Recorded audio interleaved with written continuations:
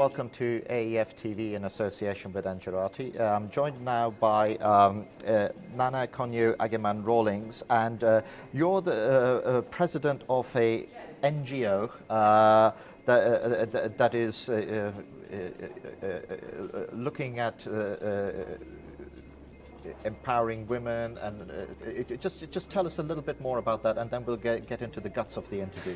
Okay. Yeah. This NGO was formed at a time when Ghana was just coming out of its economic, seriousness, economic collapse, and we decided that we cannot have a change in the country and the women are still being left behind. So I took it upon myself to lead this NGO, go around the villages, go around the town, mobilizing the women, telling them that look, it's time for us to be a part of nation building. It's time for us to change the way we look at things. We must be part of decision making. We want to be part of politics. We want to be part of everything. So going around, we sort of used the 4 pointers of the United Nations, development on women, that women should be developed politically, socially, economically, and culturally. And then I sort of added the children to it, because you cannot talk about women and leave the children out. No, so I brought the children into it, that wherever we're able to give the women an income generating activity, we'll give them a place to put their children. And once I get those children, I don't want them to just be there. So then I give them a head start into education, give them 1 meal a day, change their whole lifestyle, and then make them into better citizens of the society. And then that goes back to what other commentators are saying, that actually everything that we're talking about here in terms of energy is an enabler to that, but it can only be an enabler if it actually gets to that end point where you can turn it into something useful. That's right. Otherwise it's just a great big power plant somewhere in some urban area, and it's doing nothing. And who cares? Who cares? Who cares? Exactly. So let's develop that a little bit further. It's just like in terms of that sort of empowerment, rural context. Again, I don't want to leap to the energy piece too quickly.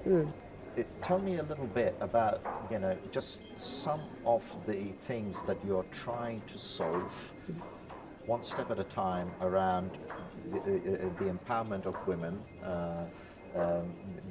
those issues, and the type of skills that you feel are needed in order to, as you rightly say, we're on this world once. We want to do something meaningful. Absolutely. Everybody's different, so meaningful is different for everybody. But what are you seeing on the ground? On the ground, what I saw that gave me the impetus to want to push my agenda was that women were hardworking, but it was not equated in any serious way. And they never had money, because when they make their money, they give it to their husbands or their fathers. And so I took a decision that, look, start an income generating activity. Then when your husband or father takes part of it, you still have some, which is yours. But also learn to do accounting. Learn to know how much you put in, how much you got out. Balance out your books properly. And then you'll be a better person, better business person. But in the course of that, whatever income generating activity they were doing mostly was around fire. Right. They were cooking something, frying something, steaming something. And the reason why I am here is because I moved the women away from using hard wood as firewood and getting smoke into their eyes, into their lungs, to building them a horseshoe kind of stove that the pot will sit on and have only one entrance, not the 3 type thing where it goes into different places and the smoke is all over the place. And it burns more efficiently. It burns more efficiently. And so on. Yes, and we reduced the amount of wood we use, and the women became healthier, and they were able to cook more with the style, and move them also from that into the LPG. It took quite some time. It took like 10 years of slowly encouraging, because they didn't believe they could do it. Right. So we went into building simple stoves using local technicians. And then we make them start using LPG, the liquid petroleum gas, to cook on a large scale. So whatever they were doing, they were cutting back on the use of just using firewood, using charcoal. And if women are not using charcoal, those who burn the wood from charcoal will reduce the number of trees they cut down to, and reduce the emissions that we send into the, into the skies, and reduce the destruction of our forests. So it was all a combination of things, And how much of that, requires cultural change? I've grown up in countries that have a very male-dominated culture, and it's sometimes a challenge to break down those social norms, to create acceptance that women could be the primary breadwinners, for example, and things like that. Is that an issue you had to deal with as well?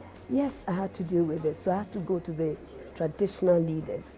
I had to go to the chiefs in the communities and tell them that, look, we want women to do more. We want them to be able to carry your kingdom along with you. And we want them to be able to earn money to support their families. I gave them good reasons why it was important to change the way things were going. So ultimately, the king of the area or the chief of the area would invite all the, opinion leaders and, the community and tell them, this lady is here to do X, Y, Z. I don't want anybody to stand in her way. Allow your wives to go and listen to her because she's going to change your lives for you. He did it they would do it in a very positive way. And then it was easier to move in that direction. I'm not saying everything was okay, because traditions run deep. And when people make up their minds about something, sometimes they'll tell you women are not allowed to farm with cutlasses. And I'm like, how are they supposed to farm? With their bare hands. All because in some day or age, some women had bigger farms than the men. So no, don't farm with cutlasses, no implements, your bare hands, you can't do much more. So the leaders, the traditional leaders helped me a lot.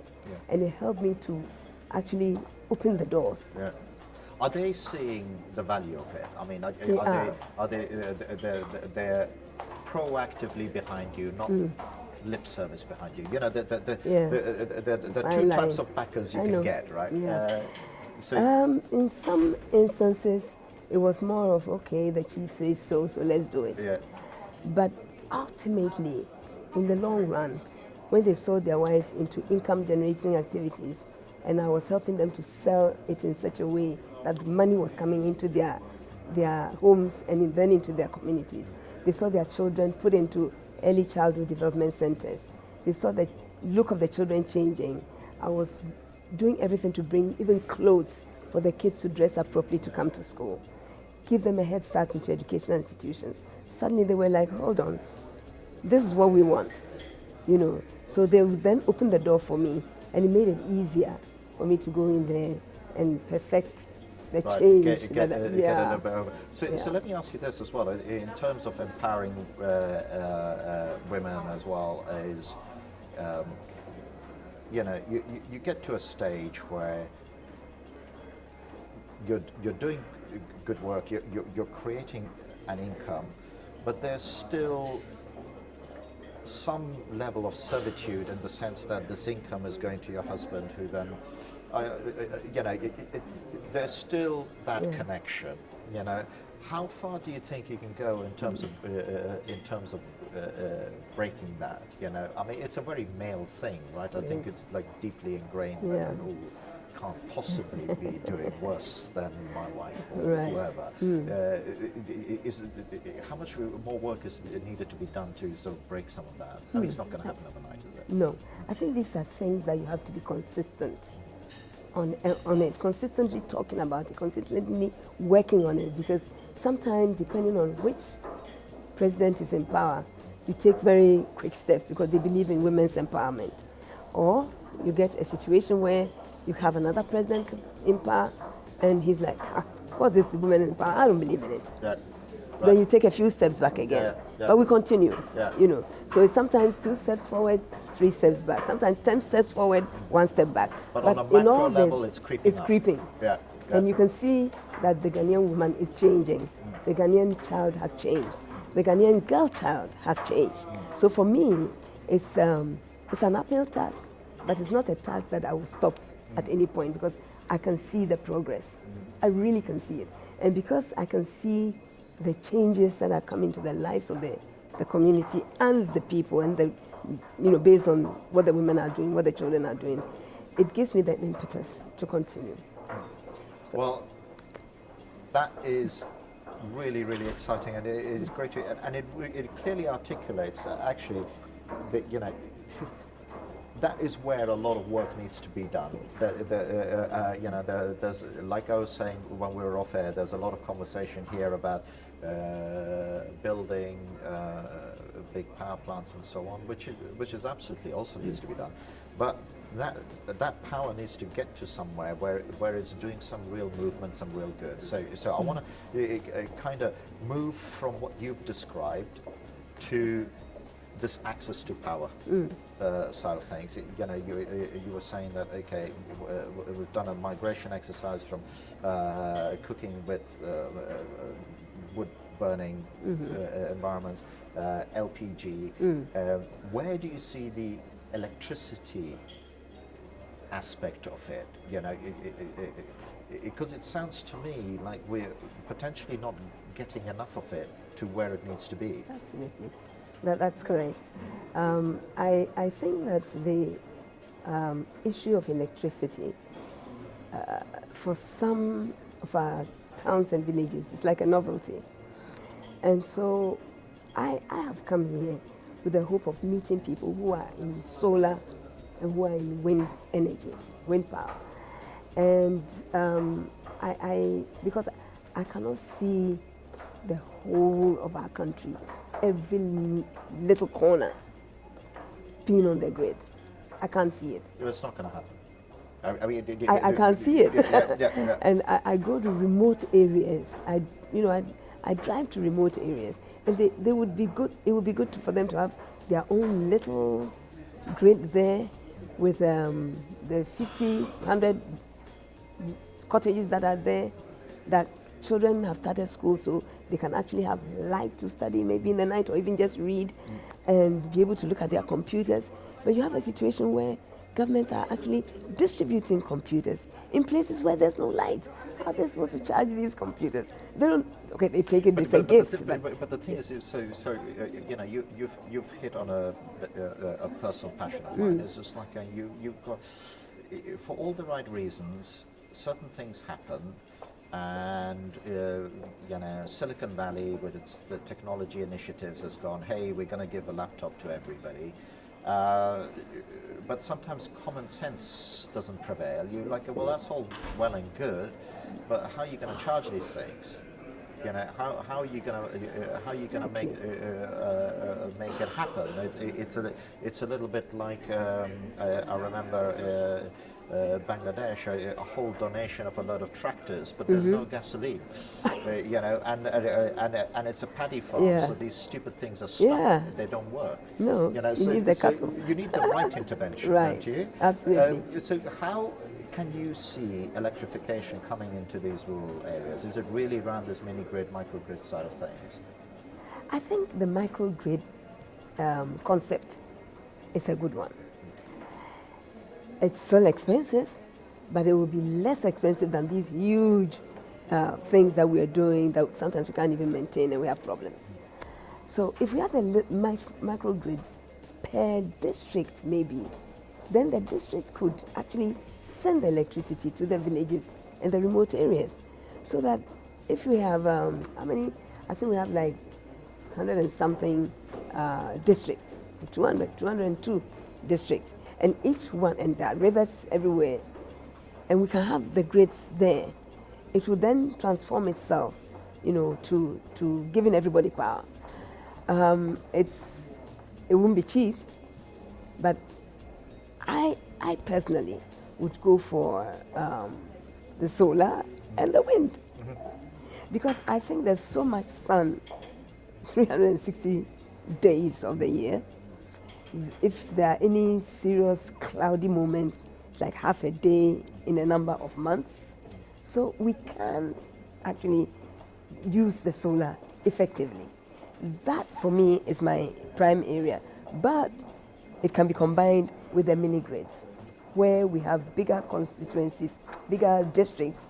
We can actually use the mini grid and spread it out, instead of huge dams. Well, the technology is advancing so fast that the technology price point is dropping, the capability of putting it all together, and we forget when we look at things in our Western context that the access to power, and I try to explain this to my friends as well. It's just like, hey, listen, access to power doesn't mean you need electricity to run a washing machine. It's as simple as light, so that when kids come home from school, they can do homework. Absolutely. Because actually it's as basic as that, isn't it? Yes, it is. And so how, I'm just getting waved at, so we're coming to the end of our time in this interview, which is a shame.